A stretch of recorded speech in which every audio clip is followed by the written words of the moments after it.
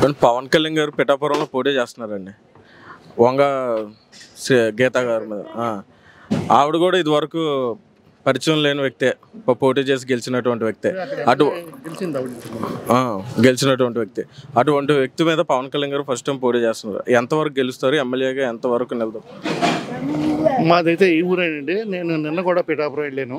అక్కడ లోకల్ పబ్లిక్ని అడిగినప్పటికీ ఎవరు చూసినా 1,00,000 మెజార్టీ అంటున్నారు. అక్కడ నా ఒపీనియన్ కాదు అది. అక్కడ లోకల్ పబ్లిక్ని నేను అడిగి తెలుసుకున్న విషయం అది. అంటే ఇప్పుడు 2014లో ఆయన పార్టీ పెట్టారండి, జనసేన పార్టీ. అప్పుడు ఉన్న పరిస్థితులు బట్టి ఆయన పొత్తులో భాగంగా కలిసి సపోర్ట్ చేస్తారు టీడీపీకి. 2019 వచ్చినప్పటికీ కొన్ని కార్యాలయం వల్ల ఆయన సింగిల్గా పోటీ చేయడం జరిగింది, ఓడిపోవడం జరిగింది. కానీ జనాదరణ పెరిగే కొద్దీ ఆయన పార్టీని నిలదొక్కుకోవడం వల్ల కొంచెం మంచి పేరు వచ్చింది. ఓటర్లు కూడా కొంచెం పెరిగారు.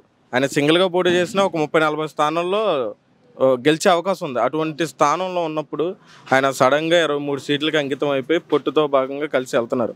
దానిలో భాగంగా 2 చోట్ల ఓడిపోయినప్పటికీ గతంలో ఇప్పుడు పిఠాపురంలో పోటీ చేస్తున్నారు. ఆ 23 సీటుకి అంకితం అవ్వడం కారణం ఏంటి? అలా చేయడం కరెక్టేనంటారు? అది పవన్ కళ్యాణ్ గారు మనకు క్లియర్గా చెప్పారు కదండి.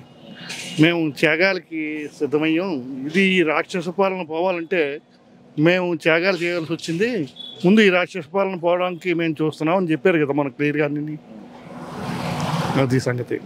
మరి ఇప్పుడు 2 చోట్ల పోటీ చేసి ఓడిపోయిన పవన్ కళ్యాణ్ గారు అంటే అప్పుడు ఆయనకి రాష్ట్రం అంతా పేరు ఉంది, కానీ ప్రతి అభిమాని ఓటర్గా మారలేదు ఆ క్షణంలో. ఇప్పుడు పిఠాపురంలో కూడా అదే పేరు వినిపిస్తుంది, గెలుస్తాడని.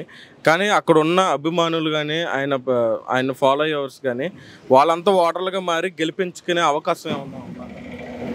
ఇప్పుడు నేను నిన్న అడిగింది ఓటర్లు కాదండి, ఇది అభిమానులు కాదండి, జన సైనికులను కాదు, అక్కడ లోకల్ పబ్లిక్ని. నేను చిన్న పని మీద పిఠాపురం వెళ్ళాను. అక్కడ నాకు పరిచయం ఉన్న వాళ్ళని, మామూలుగా న్యూట్రల్గా ఉండే మనుషుల్ని అడిగాను. వాళ్ళు చెప్పిన మాట నేను చెప్తున్నాను మీకు. అభిమానులు వేస్తేనే గెలుస్తాడని ఎక్కడా లేదండి. మీరు చూసి మీటింగ్లో నాటిలోనే అభిమానులే కాకుండా మామూలుగా దారి పొడవునా కూడా సామాన్య జనం కూడా ఉంటున్నారు. ఓన్లీ అభిమానుల గురించి అడుగుతున్నారు మీరు. వాళ్ళు వేస్తే ఓటు కింద మలుతుందని. ఇప్పుడు మామూలు సామాన్య పబ్లిక్ కూడా ఆయనకు ఓటు వేయడానికి రెడీగా ఉన్నారు. మంచి మెజార్టీతో గెలిచే అవకాశం ఉందండి. నేను అడిగానండి, 2,30,000 ఓట్లకి 2 లక్షల ఓట్లు అయినా 1,00,000 మెజార్టీ అలా వచ్చేస్తుంది అని. ఇక్కడ ప్రతి ఒక్కరు కూడా అన్ని కులాల నుంచి, కులాల సమస్య లేదు, ఇక్కడ ప్రతి ఒక్కరు కూడా పవన్ కళ్యాణ్ గెలిపించాలని పట్టుదలతో ఉన్నారు అనే సంగతి వాళ్ళు తెలియజేశారండి. అక్కడ వాళ్ళు అదే రాష్ట్రంలో సీఎం అభ్యర్థిగా మళ్ళీ నెక్స్ట్ వచ్చే సీఎం ఎవరు? నెక్స్ట్ సీఎం ఎవరంటే మన క్లారిటీగా చెప్పారు కదండి. ఇప్పుడు ప్రస్తుతం పవన్ కళ్యాణ్ గారు కాకుండా వీళ్ళిద్దరిలో ఎవరు గెలిచే అవకాశం ఉంటుంది? జగన్మోహన్ రెడ్డి గారు కానీ చంద్రబాబు నాయుడు గారు? ఇది క్లియర్గా మా కోస్తా జిల్లాల్లో చూస్తుంటే మా 2 జిల్లాల్లోనూ కూటమికే బాగా ఎక్కువ ఆదరణ ఉందండి. మ్యాక్సిమం ఇక్కడే ఉంటుంది, 80% ఉంటుంది మా కోస్తా జిల్లాలో.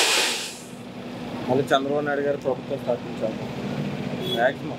మేము కోరుకుంటున్నాం చంద్రబాబు నాయుడు గారు ప్రభుత్వం స్థాపించాలని కోరుకుంటున్నాం. ఆయన స్థాపిస్తారు కూడా.